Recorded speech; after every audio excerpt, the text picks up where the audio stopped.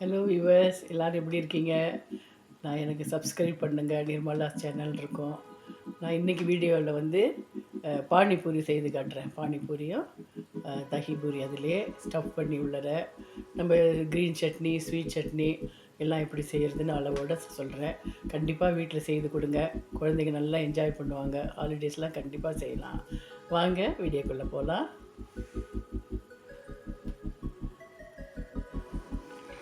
4 potato எடுத்து cut பண்ணி வச்சுக்கிறேங்க. First அதை குக்கரில் போட்டு வேக வைக்கலாம். அடுத்தது ஸ்வீட் சட்னி செய்கிறதுக்கு ஒரு 12 டேட்ஸ் எடுத்துக்குவோம். அதில் கொஞ்சம் லெமன் சைஸ் புளி வந்து கரைச்சி வச்சுப்போம். நம்ம டேட்ஸையும் அது கூட 3/4 கப்பு ஜாகரி அதையும் போட்டு மிக்சியில் அரைச்சி வச்சுட்டு அடுப்பில் ஒரு பேன் வச்சுட்டு அதில் இதெல்லாம் சேர்த்து போடுவோம். அதில் போடுறேன் பாருங்கள், அரைச்சது, மிக்சியில் அரைச்சது எல்லாத்தையும் அதில் போட்டுட்டு நல்லா மிக்ஸ் பண்ணி விடணும். ஜாகரி இப்படி போட்டாலும் சரி, நம்ம டேட்ஸோடு அரைச்சி போட்டாலும் சரி. ஓகே, எது பொடியாக இருந்ததுன்னா உங்களுக்கு எப்படி வேணாலும் போட்டுக்கலாம். அதில் 1 ஸ்பூன் சில்லி பவுடர், அடுத்தது 1 ஸ்பூன் கோரியண்டர் பவுடர் போடுறேன். கோரியண்டர் பவுடர், அடுத்தது ஜீரா பவுடர் ஒரு 1/4 ஸ்பூன் போடுறேன். அப்புறம் பெப்பர் பவுடர் ஒரு 1/4 ஸ்பூன் போடுறேன்.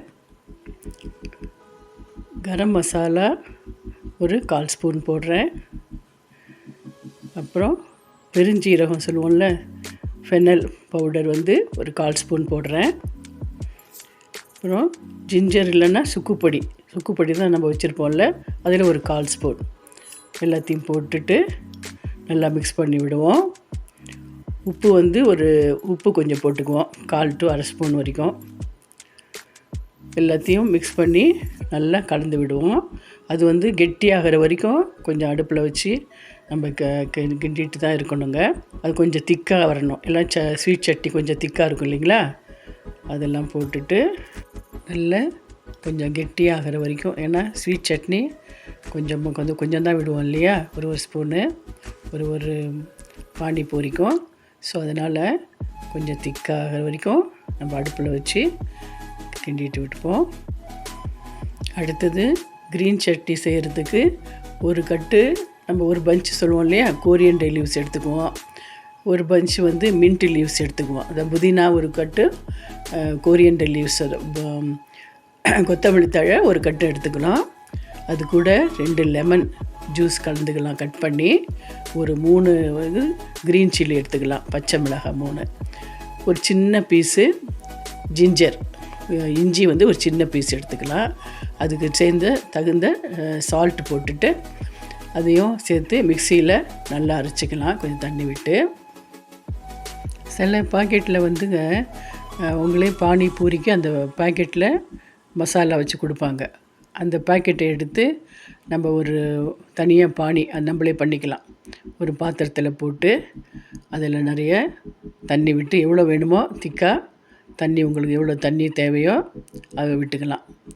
அப்புறம் ஒரு பேனில் கொஞ்சம் எண்ணெய் விட்டுக்குவோம். அதில் அந்த பொட்டேட்டோலாம் வேக வச்சது இல்லைங்களா, அதெல்லாம் ஸ்மாஷ் பண்ணி நல்லா அதில் போட்டுக்கலாம். அது கூட நல்லா ஸ்மாஷ் பண்ணி விட்டுடுவோம். அது கூட 1 ஸ்பூன் சில்லி பவுடர் போடணும்.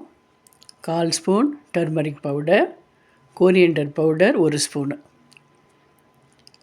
மிளகாய் பொடி ஒரு ஸ்பூனு, தனியா பொடி 1 ஸ்பூன், மஞ்சப்பொடி கொஞ்சம் 1/4 ஸ்பூன், உப்பு டேபிள் சால்ட்டு 1 ஸ்பூன் போட்டு நல்லா ஸ்மாஷ் பண்ணி தனியாக வச்சுருவோம். நான் முதல்ல சொன்னேன் இல்லைங்களா, அந்த பானிபூரியில் இருக்கிற அந்த மசாலாவை போட்டு தண்ணி விட்டு வச்சுருவோம். இப்போ வந்து நம்மளுக்கு க்ரீன் சட்னி ரெடியாக இருக்குது, ஸ்வீட் சட்னியும் ரெடியாக இருக்குது, பொட்டேட்டோவும் ரெடியாக இருக்குது. இது சைடில் ஒரு ஆனியன் மட்டும் கட் பண்ணி வச்சுக்கலாம் நம்ம. ஏன்னா அந்த பூரியில் வந்து ஃபில்லப் பண்ணணும் இல்லைங்களா, அது. இது அடுத்தது தஹி பூரிக்கு கொஞ்சம் தயிர் 1 கப் எடுத்துக்கிறேன்.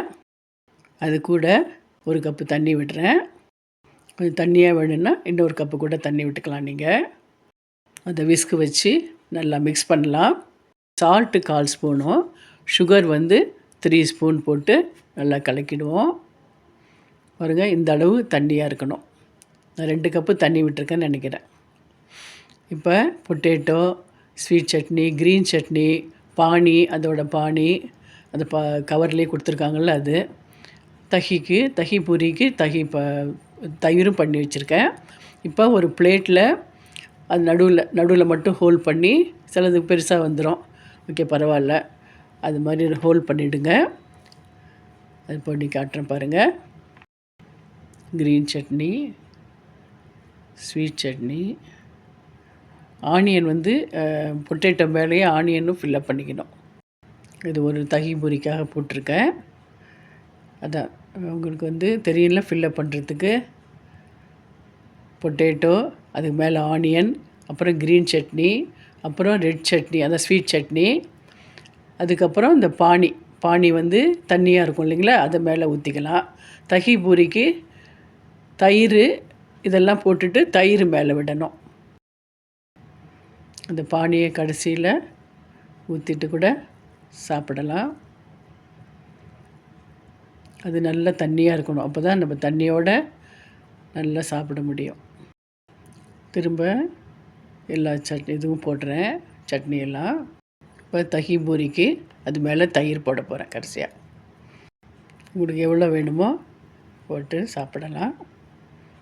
அவ்வளோதான், பானிபூரி ரெடி ஆகிடுச்சிங்க. தஹி பூரி ரெடி ஆகிடுச்சி. நல்லா டேஸ்ட்டாக இருக்கும். கண்டிப்பாக வீட்டில் செய்து சாப்பிடுங்க. நல்லா சாப்பிட்டுட்டு என்ஜாய் பண்ணுங்க. என்னுடைய சேனலுக்கு சப்ஸ்கிரைப் பண்ணுங்கள். எல்லாருக்கும் ஷேர் பண்ணுங்கள். ஏன்னா இது நம்ம வீட்டிலே செய்கிறதால எல்லாருக்கும் பிடிக்கும். கண்டிப்பாக குழந்தைங்களுக்கு வீட்டில் பண்ணி கொடுங்க. Okay, by by. நெக்ஸ்ட் வீடியோவில் சந்திக்கிறேன்.